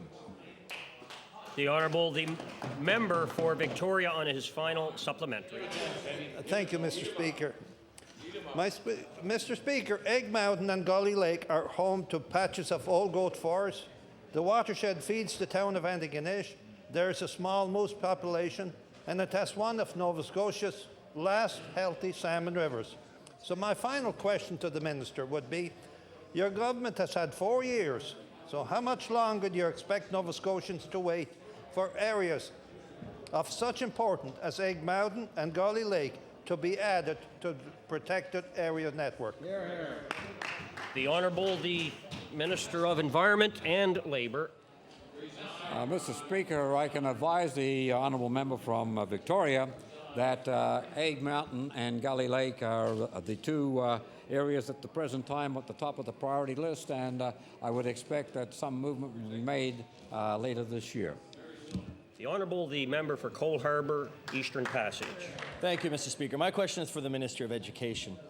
Mr. Speaker, there are a number of issues around transportation that this Department of Education needs to be addressing. I want to take one example in my community of Eastern Passage, where student safety is a major concern, Mr. Speaker, because transportation funding is not provided for students living within 3.6 kilometers of a junior high or senior high school.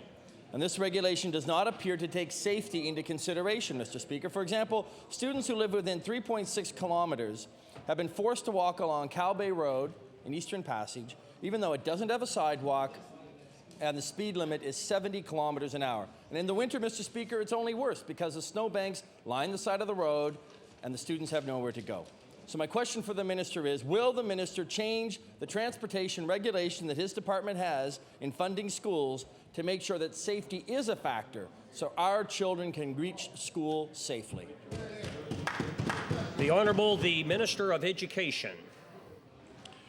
Thank you very much, Mr. Speaker, and I thank the honourable member for the question. Safety of our children attending school is always a priority of our department, and I will certainly, Mr. Speaker, inquire about the problems that the honourable member references and see that there is some discussion between the department and the school board with respect to those concerns. But I can tell the honourable member that we do take the issue of safety very, very seriously. Thank you. The Honourable Member for Cole Harbour, Eastern Passage. Thank you, Mr. Speaker. I want to make it clear that my colleague from Timberley Prospect raised this same issue with the same department only a couple of years ago. So your department, Mr. Speaker, the Department of Education has been well aware of this issue for some time. Now, these regulations were set a long time ago, and it's time that they be reviewed. In the far north end of Halifax, Mr. Speaker, parents and students are asking that this policy be reviewed. They point out that 3.6 kilometers is too long a distance to walk, especially in temperatures that we faced this past winter. Safety is a very big concern. Walking 3.6 kilometers in heavy traffic is also not safe. For my question for the Minister of Education, given the safety and fairness issues involved, will his department review the regulation and resolve this issue as soon as possible? The Honourable the Minister of Education. Thank you very much, Mr. Speaker. And as I indicated in my earlier answer, I will in fact inquire as to the circumstances to which the honourable member makes reference, and we will do so with the safety of the students as being a priority with respect to that discussion. And Mr. Speaker, I will be glad to report back to the honourable member after such discussions have taken place. The honourable member for Coal Harbour Eastern Passage on his final supplementary. Thank you, Mr. Speaker. I appreciate the minister's candor in saying that he will look into it. But quite frankly, these regulations were set up years ago. This isn't the first time this issue has been brought up in this House, and safety and fairness issues are involved. Parents and students across the province have asked for some action. So I'll ask the minister one final question, Mr. Speaker. Will the minister ensure that before the next school year starts in September of 2003, his department will make a commitment to review and make a decision about changing the transportation regulations? The Honourable the Minister of Education. Thank you very much, Mr. Speaker. And safety indeed is a very important concern with respect to the issue of busing students. But there are other concerns that we have with respect to the issue of busing, and it's not so much the issue of busing as it is the issue of active children, and whether or not we're going to get involved in regulations that take away the opportunity for students to be active. And I recognize that the honourable member is concerned about the issue of safety, but I'm concerned that we not alter regulations, and there are other ways of looking after safety, that we not alter regulations in such a way that we take away from students the opportunity to get some good exercise on their way back and forth from school. Thank you, Mr. Speaker.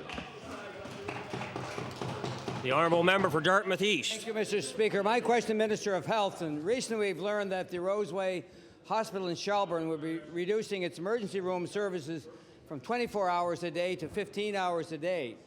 If residents in Shelburne County had an emergency between 11 p.m. and 8 a.m., they'll have to travel 100 kilometers to the nearest hospital in Yarmouth. My question, could the minister please outline what action she is prepared to take to ensure that the residents of Shelburne County will have 24-hour emergency room care? Honourable the Minister of Health. Thank you, Mr. Speaker. And yes, Mr. Speaker, that is an unfortunate situation that we are working with the DHA and our recruiter to try to find a new doctor. The situation is, Mr. Speaker, that one of the doctors who was on the emergency rotation will be leaving, and another doctor, I believe, is ill, Mr. Speaker. So we are aware of that. We have the plan has been put in place, but we are not satisfied with that being a long-term solution to the issue, Mr. Speaker. So we will be working on that. Thank you, Mr. Speaker. The Honourable the member for Dartmouth East. Mr. Speaker, I thank the minister, but that's not much comfort to the people in Shelburne County. In November 2002, the Premier addressed the Empire Club in Toronto and boasted about the virtues of multi-year funding. He stated, and I quote, "We brought in rolling 3-year health care budgets from now on, so health care can stay stable and secure." And my question to the minister, how are you going to convince the people of Shelburne County that 3-year rolling budgets have been a good thing when emergency room service at Roseway are far from being stable and secure, in fact, non-existent at very crucial hours?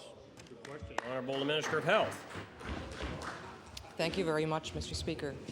And Mr. Speaker, we do take this issue seriously, and we would like to be able to keep the emergency ward open 24 hours a day. But under the circumstances, Mr. Speaker, for the time being, we are going to have to work with the 4 remaining doctors there to deliver their services. It's unclear to me, Mr. Speaker, what the member opposite would have us do, shackle every health professional to the bedpost or what, to keep them here in Nova Scotia when they choose to leave or move. Thank you, Mr. Speaker. The Honourable the member for Dartmouth East on his final supplementary. Well, Mr. Speaker, maybe the first thing the minister could do is to apologize to physicians in this province when she said, when she was at the federal meetings at one juncture, that they weren't going to pay them to play tiddlywinks in the middle of the night. That's terrible. And that's the result of that's coming home to rest now.